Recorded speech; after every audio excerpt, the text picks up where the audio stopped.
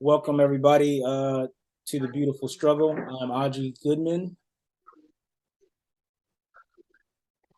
Oh, Brian Mills. I'm William Skinner. and like I said before, welcome to the beautiful struggle. Before we get into today's program, we'll go into what Black Advancement Incorporated is all about. Black Advancement is a nonprofit organization that seeks to create unity within the Black community through action and dialogue. This being the dialogue portion. So today's topic, we're going to be discussing the education gap part two, and this part is why it persists. And I will be the opening discussion person. So I'll just go ahead and go first. From the research that I did, as far as why it persists, on the last one we kind of discussed all the things that came up, and one of the things that I had pointed to was slavery and all the things in terms of from a financial standpoint that Black people and Black communities, for the most part, were denied throughout the years, and how they were unable to overcome that, and how public schools specifically are linked to people's income taxes or the taxes that are developed by the community, and how that can play a role in how many finances they had. We also had mentioned something to the effects of like how segregation made it to where the teacher student relationship was kind of different after that, and it wasn't maybe in some cases as close. So all those things that played a factor in it as far as it existing. Now, as far as it persisting, when I was doing my research, I came across something that I went down a path that I actually didn't even expect until I started doing my own research. So when I was looking through it, I was wondering about the teacher-student relationship itself, diving a little bit more into that. And I came up with some statistics as of like September 9th, 2022. Um, it was had 72.3% of all teachers were white, 12% were Hispanic, 10.1% were Black, and 3.4% were Asian. Now, a lot of people would probably point out like the idea of, well, there's only like 3% Asians, but within their culture, they have their own culture, which is another thing that is another discussion for another day as far as the Black community goes, as far as the culture of doing that in terms of education being a forefront thing. But there aren't that many Black students, and it's been proven over time that the more that you have teachers that look like you, the more of an influence they are. So just from the standpoint of Black students, you already have 72% of them are white. Not to say that white people can't teach Black students. Of course, that would be a preposterous statement. But I mean, as far as developing a relationship where you think that people could really grow together, kind of thing, or they're really pulling for them, it's a little bit more difficult when someone doesn't look like you. It's just what it is. That's just how we are as humans. Um, on top of that, it had gotten me to thinking, okay, well, if the teacher student relationship is bad, maybe if you have the parents be more involved in school, which is something else that people try to do, be more involved in school, that would help supplement some of the problems with less funding in a place, or even the teacher student relationship. So when it came to parent involvement, as far as race goes, that was also something that was big. Like class and race, I did a quote from here from an article that I read from 2021. It said class and race greatly impact both the ability of students to succeed and their parents' ability to be involved in classroom affairs. So, like, what that says to me is that, just painting a broad general picture, if you are in a lower income community and a Black person and a Black child, your parent has to work harder to keep whatever they have, even though they're still going to be in that lower income community, who go to a school that is also less funded, with a teacher that's probably less invested in the student that's there. So it's like it's hitting from all different sides. Those might sound like a bunch of excuses to some people, but if you have enough little things like that, it's kind of like where you're starting a race 10 or 15 meters behind everyone else, and it's only 100 meters. You know what I mean? So you got to run extra fast to even medal, or to even make a quality standing. So that's kind of what I got from my research of doing it. And I'll be quiet now and pass the mic to Brian. All right, cool. Yeah, based upon my research and just past experiences, also, I'm gonna piggyback off of Aji, and it's you dead on with what you researched. Parent involvement obviously is a big thing, and that's less accessible or easy to do. When you're working two jobs just to make ends meet. Um, you know, when you're in those lower income neighborhoods, it's less likely that you're working a 9 to 5. You got swing shifts now with most of the jobs doing that now just to make ends meet for people. So if you're working that, how can you be able to, or you're working overnight, let's say that, and you typically sleep between 8 and whatever time. You're not going to be more. It's less likely you're going to be energized to be able to go to school, pick up your son. You're just going to let them rock out through the whole day. So those are factors that come into play. Higher income is usually 9 to 5 jobs or even less nowadays because everybody's working from home. So that's a luxury that higher income people have with better educational standards based upon where they live at. So all those factors definitely do play into that. But also too another huge thing with racial wealth gap. I mean, sorry, not the racial wealth gap. Sorry, the educational gap is teacher investment. That's huge in those lower income neighborhoods because where it's high violence neighborhoods, teachers are not only scared but their morale is gone. To be able to teach kids effectively because they're worried about so many other things. They're looking at kids and how beaten up they look, and they got to worry about getting their behavior straight before actually teaching them. So you're fighting two battles when you should only be fighting one. So those are things that I've come across based upon my past experiences with the cousins and how they learn in certain school districts I used to go to that I've seen. So that's basically what I've seen and what I've researched. Yeah, that's good stuff, man. William. Yeah, man, fantastic starts from you guys, man. I hate to have to kind of go behind you, unfortunately, man. Well, you do, so go ahead. Bear with me, man. Golly, okay. But so I have the privilege of being the child of two educators, and my previous life having worked for a school system, from like an information technology standpoint.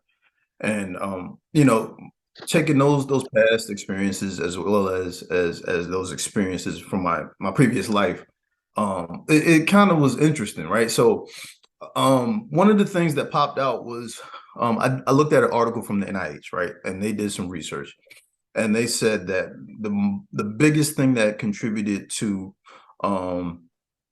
one of the biggest things, pardon me, that contributed to the achievement gap between, well, for this case, we use between Black and white students, was the parent socioeconomic status and how successful the parent was, right? But that didn't really make sense to me, right? Because this school system I worked for was probably one of the richest school systems in the country, right? And I worked on one of the poorer sides of this school system. And I had one of my mentors from one of the richer parts of the county come over and try to assist. I'm like, man, I can't do anything with this equipment. This is like it's at the point where this equipment needs to be thrown out, right? So he came and he's like, man, we give away better equipment that you're trying to make a lab with, make the best out of, right? So they're the things they were sending the surplus and turning into the warehouse were better than the things that we had on the floor trying to use and leverage.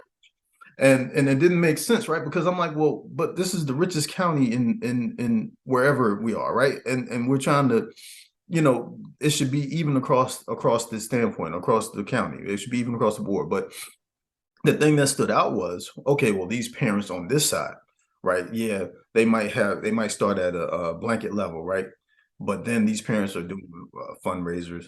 These parents are contributing money to their PTAs. Their parents are coming out of pocket to ensure that this equipment is above that standard that the county set aside, right? So from my standpoint, right, I looked at it from like an economic sense, right? And yeah, we're talking about more from a racial standpoint as far as why the educational achievement gap takes place. But unfortunately, a good majority of a percentage of Black families are near or below the poverty line, right? And while it might be more white people near or at the poverty line based off, just pure numbers. The percentages between Blacks and whites is different. And what we also see is that black and white people, unfortunately, more black kids are educated in urban school districts, right? So you put all those factors together, right? And so what it's looking like is that, students in these socioeconomical statuses of their parents, where they're in urban school districts, um, you know, though they have slower academic progress. That's where we are, unfortunately. And, just factoring in that, just factoring in, just racism in general. And I think you have a good gumbo of reasons as to why there is an achievement gap between black kids and white kids, unfortunately. Well, let's step into, man, that was another great solo act, actually, as far as like the discussion of the education gap and why it exists. But let's go ahead and get into a group discussion. And I want to piggyback off of something that William said, and this is something that I come across actually in my research. Prior to this one, of course, we all remember discussing like the wealth gap and how that impacted. And I was just, as I am with most of the topics that we have, I'm always stunned by how all these things mix together. You know what I mean? Like how everything kind of just, you can't talk about the educational gap without talking about the wealth gap, because the income plays a role in the fact that this education doesn't have as much money behind it. Now, I will say, like, I had somebody actually commented on one of our discussions, actually one of our earlier discussions from the Beautiful Struggle, on this very topic, and they were like, "Well, you don't need money, and necessarily to make for a good school system. You have to have more, self-drive and kind of things like that." And it was a person who wasn't from the United States, but I think had lives here now, but had lived in, I believe, like England or London or something like that, to that extent. And he was like, the same thing happened over there. And he was just like, black people don't prioritize education like that. I mean, do you guys find that is a valid critique? And if so, Yeah. It's just a hard truth that we had to realize and be accountable with. Um, it wasn't, the average teenager gets hit with a lot of different things they want to do other than schoolwork. yeah, As a whole. That's just across the board, because you're youthful, you want to go out and play, hang out with your friends. You think that's very important. And if that doesn't get curbed by both parents being in the home and prioritizing, hey, look, you can have fun, but you're gonna have to make sure your XYZ is taken care of before you can do whatever you need to do. That youthful lust, just for lack of a better word, won't be curbed. And the truth is that if your parents aren't thinking like that in the home, and it doesn't necessarily mean just black people, but it just happens to be us, in this country specifically, that's not being done on a day-to-day basis, like driven, like you need to take care of your schoolwork before anything else gets done, so that you can build this habit from the time you're a teenager. So to the time when you're 20 years old and you're out on your own in college or got your own apartment, we don't have to worry about you doing what you need to do and getting fired from your job or flunking out of college and stuff like that. So to me, that is really just that simple. Because once you get that discipline in you at an early age, everything else kind of falls into place. You'll get opportunities, come to you regardless. You just got to be prepared and disciplined enough to be able to hone those opportunities. So what your friend said, he's right. Yeah, as a whole, we as Black culture, we look at a lot of other different things as important: sports, rap, entertainment, as avenues of being successful, which requires little education. Looking at it like face value, but there's obviously a lot that goes into all that stuff. But yeah, yeah, so there, but looking at it from face value, from a kid's perspective, you don't see that right away, and we're not taught that, obviously. But there are so many other ways to be successful in life. As a teenager, we're not taught about people like Robert Frederick Smith. It was a great entrepreneur that had like a whole bunch of like military cleaning contracts. I forgot his name, but he's from Detroit. He's a great businessman. We don't talk about people like that. I didn't learn about people like that until I was like in my early 30s.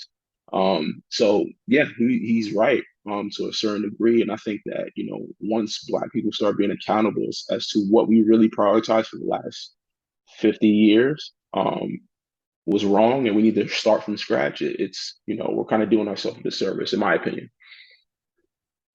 Fair enough. William? Yeah, so I agree with Brian wholeheartedly, right? So like I think we need different measures of success, right? I think, I know this isn't the success the solution portion, but I think that we need to kind of get a better understanding of expectations or management of expectations, at least for our kids, right? Because I don't think that how can I say this? I don't think that we are doing that properly at this time, right? I think we are trying to cookie cutter a lot of our kids into, going down a career path that works for them, or pardon me, that works for us versus what works for them and what they want to do. Fair. I think we're in a situation where, especially today, you can make money doing a lot of things that wasn't really the case 30, 40 years ago. So that might need to be considered. Now, as far as blacks not prioritizing education, I don't know about that. You know what I mean? I gotta push back on that. To be who I am, I gotta push back on that. No, I'm not gonna not Okay. on that. But no, I do understand why, if somebody were looking at the black community from social media and from videos and from these things, they might get that perception. But for me, that's not the perception I'm seeing, with the folks I'm interacting with and the folks my family interacts with and, those people. So I don't think that's the case at all.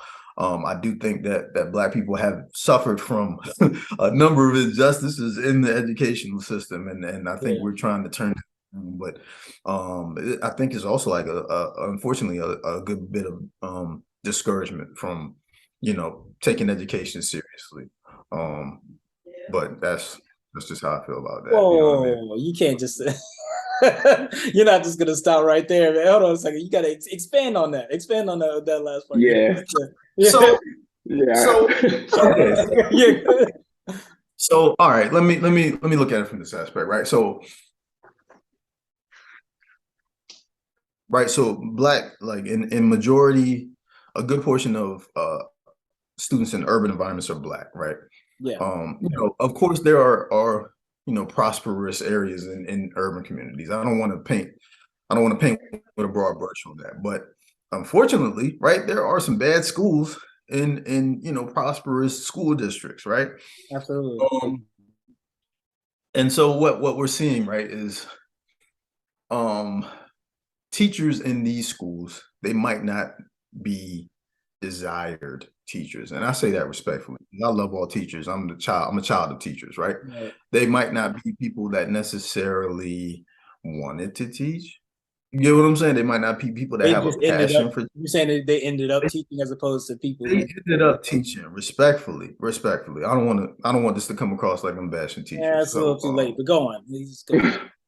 I get where you're coming from, bro. Let me go ahead with it. No, but seriously, no, but I think that we unfortunately get a different level of teaching in these school districts, right? In a majority minority school versus a majority school. Mm-hmm. And I think you get a different experience, right? I was looking at a study that was saying that, in some of the poorer school districts, which unfortunately more times than not could be a Black school district, right? Mm-hmm. They're recruiting kids, to come in and teach versus kids seeking to teach in these other environments. Oh, you know what I'm saying? So you get like the city year programs and things of that nature. Yeah, I know what you mean. Or I don't want to say any others, but you're on the right track with that. Yeah, right? I know what you mean. And that's the type of program that my parents fell into when they started teaching, right? And so that's how they ended up teaching where I grew up, right? So I think the difference is they desired to teach. They wanted to teach, you know what I mean? But meanwhile, you have times now where the kids the young adults might not want to teach, right? And then they're coming into these environments and the kids are frustrated, right? Because they're in a class with somebody that doesn't really want to be there. Right. And then think about dealing with that from elementary school all the way to high school. Yeah. Think about maybe like, man, I got to go to Mrs. Johnson's class. She hates Black kids. Right. Yeah. But I'm just saying. No, right. No, and that's fair. you were saying that we run across, black kids run across a majority of white teachers, They do. right? And I don't want to say like white teachers hate black kids, They but don't. there are some white teachers that hate black kids. There And are that's some. true. That's And that's true. Yeah, right. that's good. And I think that's where we are. And so I feel like we our black kids are the victim of that. And I feel like we try to make the best out of that, right? And just looking at that, and I feel like I've been talking for a while. Apologies, but No, you look at it from the aspect of we got to live in certain neighborhoods to try to get in the right school. Oh, this school ain't right. I got to move over here to kind of get to the better school. That kind of ties back to the socioeconomic thing. So it's all of that. It's all tied together. You know what I mean? So I think it's an unfortunate situation because if I don't have the money to move, if I can't move because I have this job, and I yeah, gotta go, I gotta stay in Miss Johnson's class again next year. You know what I'm saying? Miss yeah, Johnson, yeah, she can give me an F on the test. You feel me? So I yeah. think that's unfortunate, man. So So you Yeah, said something no, that was that's really interesting. Oh, I'm sorry, Brian. I'm actually going to direct this at you, honestly. But so you said something that was really interesting, William, when you was like, well, we just try to make the best of it. Like, should we try to make the best of it, or should we try to do something else, Brian? Like, well, first let me say this, William, he's dead on. Like as far as what he's saying about certain school districts where teachers basically just fall into it because it's a job for them, mhm. opportunity that came along as opposed to a passion in them developing want to teach the kids. And you can, kids can actually see that on teachers, so they Absolutely. can get discouraged with that. So you're spot on with that. But what was the question again, Audrey? Sorry, I Just from the digress. no, you're good. Just from the standpoint of like Williams, like kind of like we try to make the best out of all of these different obstacles that Right. kind of set themselves up in front of people. And when he had said it, it hit me like a ton of bricks. And I was like, should we be trying to make the best of this situation, or should we try to do something else? Um, that's a great and loaded question. Yeah, thank Um, you. it's a, yeah, it's a very great and loaded question. I mean, it comes down to economics at the end of the day. Hmm. Because if you're paying a premium, no matter what school district you're in, you'll get qualified people to come out there and if they feel that they're being paid for their skills, they'll come and put in the work. That may not always be the case if somebody's racist and doesn't want to teach in a certain area, but Yeah. um, it's going to take training, for those teachers, and that's like the first thing that comes in my mind off the top. But that's a loaded question. I don't know. Hey, look, man, I didn't mean to put you on the spot. It's a lot. It's Nah, like, it's cool. I It's asked you cool. because I No, don't know okay. the answer. So No, you're fine. You're I was fine. like, well, Brian's smarter than I am. Let me ask Brian. I don't know about all that, Trust me, you don't count yourself short. So we could probably talk about this within its context and within this context all day, but this is a time show, so we're just going to go on to the solution portion. Like anything else, now like if we all had the solutions, we probably have jobs doing something else. But we're just regular guys trying to make the world a better place, specifically within the Black community, as per the function of the Black advancement itself. So, with all that being said, if you have a solution, share it, or at least something that hints towards a solution, share it. If you don't, you can just say pass. So I will start with myself. How about that? I mean, let you guys off the hook. Um, Black advancement in the past has done several things, and I mentioned them beforehand in other uh, discussions that we've had over the years. But something that I wanted to that I'll probably have a meeting with pretty soon with everybody is trying to get other things off the ground as far as like programs that would help with mentorship and help with back to school supplies and things of that nature. I know that that's not the end all be all. I mean, I understand that that's not going to be the thing that actually solves this, and I mean that's what our solution sessions are for, which we will do at the end of all of our discussions. But off the top of my head and off of thinking about it, kind of just further out, if it was something easy, it would have already been done. From my perspective, and my idea, I'm thinking about like maybe helping out as far as like having some kind of a loaner program with laptops because I know that that's become a big thing.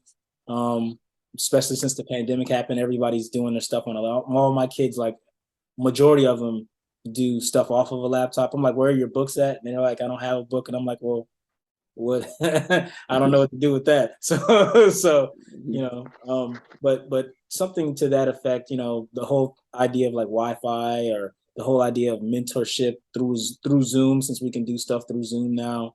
You don't have to be even in the same state to be able to help people. So um, things of that nature is things that I'm kind of looking at. But as far as like one succinct solution, don't really have a great one. I had an idea of one time doing like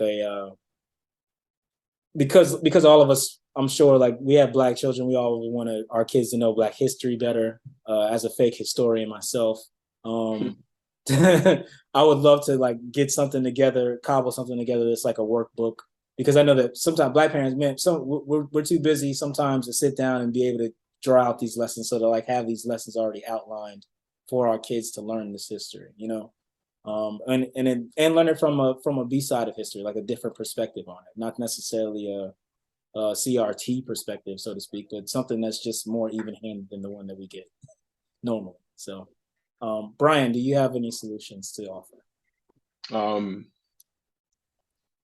Not really, but one thing I would say is that the engagement is important, however you can, to discuss, like you mentioned, history, um, possible future opportunities, making it clear to kids what they can become and what the roadmap looks like and how attainable it is very important.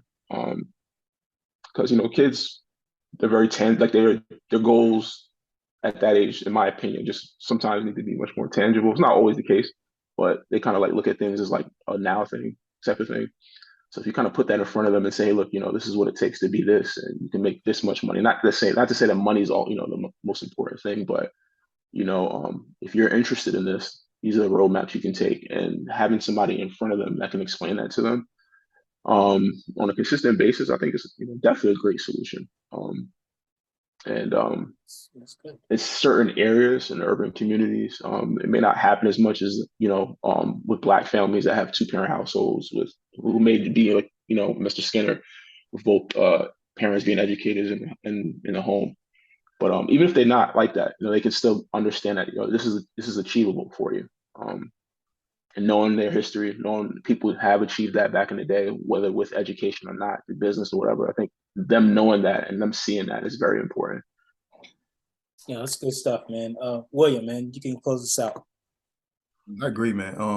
I agree wholeheartedly. I think one thing that I was able to do for kids in my kids' school was they had a volunteer program, and I was able to go in and kind of volunteer there. And the teachers knew the kids that kind of needed some extra help. And so, one of the things I did, one of the things they had me do was like I went around the school, and one of the things I did was I sat and read to a child, for like 20 minutes. And I've done that a couple of times. And so, something like that, right, would be able to provide that impact directly for that kid, right? And so they're, because they say, what, 20 minutes a day reading to your kids, or having the kids read, something like that. So if that kid could get to 20 minutes, then, at least I'm doing my part there. Like you said, volunteering, I've seen they have organizations that volunteer and come in, and they'll fix all the computer equipment in the school. They'll fix everything, let you know where things are. In addition to that, like career fairs, career days, and talking to the kids about what you did to get to where you are, or anything like that. I think just positive reinforcement to kind of show folks that you can do it, man. You can be whatever you want to be, and just to kind of let them know what it took to get to where successful folks are. Not to say I'm successful, but what I'm saying, just to know what where to get where you are. You know what I mean? So I think just positive reinforcement for our kids, and everything you guys were saying. I think that's great.